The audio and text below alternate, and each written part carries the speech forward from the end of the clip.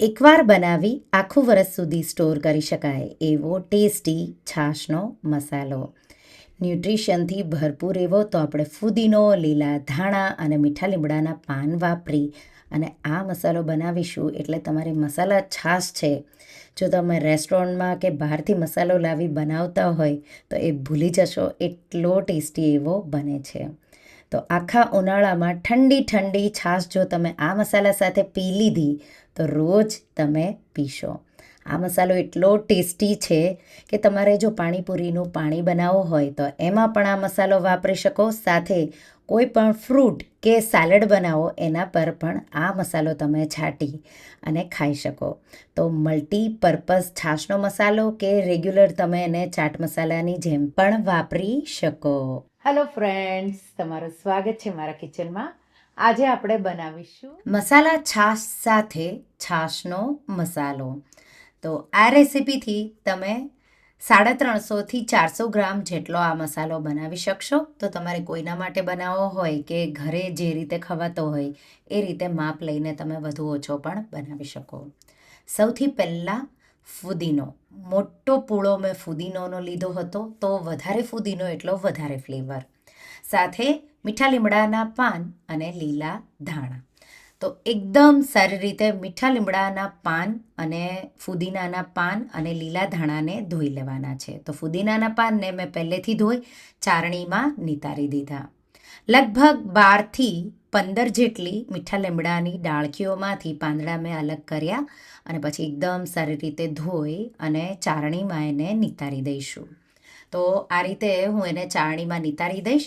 એ જ રીતે લીલા ધાણા, એક મીડિયમ બંચ હોય તો એક લીલા ધાણાનો પૂળો, લગભગ 200 ગ્રામ જેટલા લીલા ધાણા છે. 3-4 પાણીથી મેં લીલા ધાણાને ધોઈ પાણી મેં નિતારી દીધું. તો આ રીતે મીઠા લીમડાના પાન સાથે ધાણા અને ફુદીનો ધોવાય એકદમ નિતારી દેવાના છે.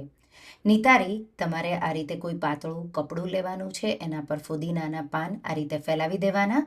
મીઠા લીમડાના પાનને પણ એ જ રીતે છૂટા છૂટા આ રીતે ફેલાવી દેવાના છે અને લીલા ધાણાને પણ તમારે આ રીતે ફેલાવી ફેન નીચે જ સુકાવવાનું છે. તો તડકામાં બિલકુલ સુકાવા દેવાનું નથી, નહીં તો ફુદીનાના પાન પણ કાળા થઈ જશે, લીલા ધાણા પણ કાળા થઈ જશે. એટલે આ રીતે હું એને ફેન નીચે 2 દિવસ માટે રહેવા દઈશ. ફુદીનો અને મીઠા લીમડાને માત્ર 24 કલાકમાં જ ક્રિસ્પી થઈ ગયા છે.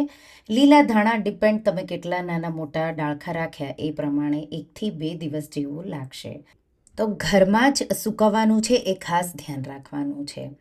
આ રીતે સુકાઈ જાય એટલે એકદમ ક્રિસ્પી એવા ફુદીનાના પાન, મીઠો લીમડો પણ એટલો જ ક્રિસ્પી અને લીલા ધાણા પણ એટલા જ ક્રિસ્પી થઈને રેડી થઈ ગયા. આપણે એને સાઈડમાં મૂકીશું. હવે કડાઈ લઈ લેશું અને એમાં આપણે 30 ગ્રામ જીરું, આ રીતે મેઝર કરી અને હું 30 ગ્રામ જીરું લઈ રહી છું. સાથે 30 ગ્રામ જેટલા આખા ધાણા. બે અડધો કપથી થોડા ઓછા છે, તો તમારે એ રીતે વજનથી તમે લઈ શકો. તો 1/3 કપ જેટલું જીરું, 1/3 કપ જેટલું આખા ધાણા, આપણે 10 ગ્રામ જેટલો અજમો લેશું. તો એ લગભગ 2 ટેબલસ્પૂન જેટલો અજમો થશે. મિક્સ કરી અને એકદમ સારી રીતે શેકી લઈશું તો સુગંધ આવે ત્યાં સુધી. અહીંયા મરી ઉમેરવા હોય તો 1 ટેબલસ્પૂન જેટલા તમારે અહીંયા ઉમેરી દેવાના. મારા પાસે મરીનો પાવડર તૈયાર છે એટલા માટે હું મરી નથી ઉમેરી રહી. આ રીતે સુગંધ આવે એ રીતે લગભગ 4 મિનિટ જેવું મેં શેક્યું. એકદમ અરોમેટિક સુગંધ એવી આવી જાય એટલે ગેસની આંચ બંધ કરી લીલા ધાણા, ફુદીનાના પાન અને મીઠો લીમડો બધું જ ઉમેરી દેશું. તો ગેસની આંચ બંધ કરી પછી તમારે બધું ઉમેરી દેવાનું. એટલે પાંદડામાં થોડી પણ ભીનાશ હોય તો ભેજ હોય તો એ ડ્રાય થઈ જશે. એટલા માટે આ રીતે તમારે માત્ર મિક્સ જ કરવાનું છે. અને હવે એકદમ ઠંડુ થવા દઈશું. તો સુકાઈ ગયું હોય અને પછી તમે એમાં જ ઠંડુ થવા દેશો એટલે એકદમ ક્રિસ્પી એવું રેડી થઈ જશે. આ રીતે મેં એકદમ ઠંડુ એવું થવા દીધું.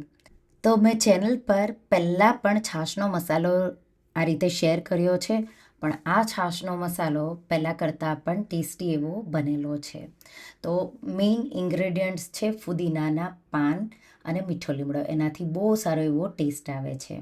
આ રીતે ઠંડુ થઈ જાય એટલે મિક્સર જારમાં અડધો અડધો એમ કરી 2 વાર ટ્રાન્સફર કરી અને તમારે એને વાટી લેવાનું છે. તો થોડું થોડું પલ્સ કરતા જવાનું અને પછી તમારે એને વાટવાનું છે. અડધું અડધું એમ લેશું, એકસાથે બધું ઉમેરશો તો બરાબર વટાશે નહીં, એટલા માટે. તો આ રીતે મેં એકવાર આ રીતે વાટી લીધું અને તમે જોઈ શકો છો પરફેક્ટ એવું ક્રિસ્પી થઈ ગયું. હવે બચેલું મિશ્રણ છે એ પણ ઉમેરી દેશું. નાનો મિક્સર જાર હોય તો તમારે 2 વાર થોડું થોડું વાટવાનું. મેં મીડિયમ મિક્સર જાર લીધો છે. 1 ટેબલ સ્પૂન જેટલો મરીનો પાવડર કે તીખાશ ઓછી જોવે તો અડધો ટેબલ સ્પૂન જેટલો જ ઉમેરવાનો. સાથે 1 ટેબલ સ્પૂન જેટલી હિંગ. આટલા મસાલા માટે 1 ટેબલ સ્પૂન જેટલી હિંગ જોશે. 1/3 કપ જેટલું મીઠું, સાથે 1/4 કપથી થોડું ઉપર સંચળ અને ગળપણ. તો તમને જો થોડો ખાટો મીઠો ટેસ્ટ જોવે છાશનો તો તમે થોડી ખાંડ પણ અહીંયા ઉમેરી શકો. પણ આપણે છાશનો મસાલો જે રીતે રૂટીનમાં બનાવતા હોય એ જ રીતે હું બનાવી રહી, એટલા માટે મેં નથી ઉમેર્યો. આ રીતે મેં ગ્રાઇન્ડ કરી લીધું અને તમે જોઈ શકો છો પરફેક્ટ એવો છાશનો મસાલો રેડી થઈ ગયો. માત્ર તમારે એકદમ ફાઇન પાવડર નથી કરવાનો, આ રીતે હલકો ગ્રીન કલર દેખાય એ રીતે તમારે દળવાનો છે. આ રીતે કોઈ તમારે ડબ્બામાં ભરી દેવાનો. આ 400 ગ્રામ જેટલો ડબ્બો મારો છે ઉપર સુધી આ રીતે આવ્યો. તો વજનમાં 350થી 400 ગ્રામ જેટલો તમારો આ મસાલો બનશે. જ્યારે પણ જો છાશ બનેલી હોય તો 1 ટીસ્પૂન જેટલો તમારે ઉમેરી દેવાનો. હવે મસાલા છાશ બનાવવા માટે આપણે અડધો કપ દહીં, બહુ ખાટું પણ નહીં અને બહુ મોડું પણ નહીં એવું દહીં લેવાનું છે. 2 ટીસ્પૂનથી થોડો ઉપર છાશનો મસાલો ઉમેરીશું. તો આ લગભગ 2 ગ્લાસ જેટલું હું બનાવી રહી છું. 1 ટીસ્પૂન જેટલું મેં ખાંડનું બૂરું સાકર ઉમેરી છે. જો તમને ગળપણ સાઈડ ભાવે તો ઉમેરવાની, નહીં તો નહીં ઉમેરવાની. અને 2 કપ જેટલું ઠંડુ પાણી ઉમેરીશું અને બ્લેન્ડરના મદદથી આ રીતે તમારે એકદમ સ્મૂધ એવું બ્લેન્ડ કરી લેવાનું છે. તો માત્ર 1 મિનિટ પણ નહીં લાગે. આ રીતે દહીં, પાણી, મસાલો, ગળપણ ઉમેરવું હોય તો ઉમેરવાનું. ઠંડુ પાણી ઉમેરી અને આ રીતે બ્લેન્ડ કરશો એટલે તમારી મસાલા છાશ તૈયાર છે. રેસ્ટોરન્ટ કરતાં પણ ટેસ્ટી સ્વાદમાં આ છાશ લાગે છે. ઠંડી ઠંડી છાશને આ રીતે બરફના પીસીસ ઉમેરી અને સર્વ કરો. આ રીતે જો તમે ક્યારેય મસાલા છાશ ટ્રાય ન કરી હોય તો એકવાર ટ્રાય કરજો. રોજ બપોરે કે ગરમીમાં આ રીતે તમને લૂ ન લાગે એટલા માટે તમે દિવસમાં 1 ગ્લાસ ખાધા પછી કે ખાધા પહેલાં કે ભૂખ લાગે તો પણ તમે પી શકો. આ રીતે જો તમે ક્યારેય મસાલા છાશ ટ્રાય ન કરી હોય તો આ મસાલા સાથે એકવાર તમે આ છાશની રેસિપી ટ્રાય કરજો. બહુ ટેસ્ટી એવી લાગે છે. મસાલો છે એ એકદમ ટેસ્ટી એવો છે. તમે કોઈ પણ ફ્રૂટ પર પણ એને છાંટી શકો કે પાણીપુરીનું પાણી બનાવવું હોય તો પણ આ મસાલો વાપરી તમે પાણીપુરીનું પાણી પણ બનાવી શકો. તો એકવાર આ રેસિપી ટ્રાય કરજો અને મને કહેજો રેસિપી કેવી લાગી.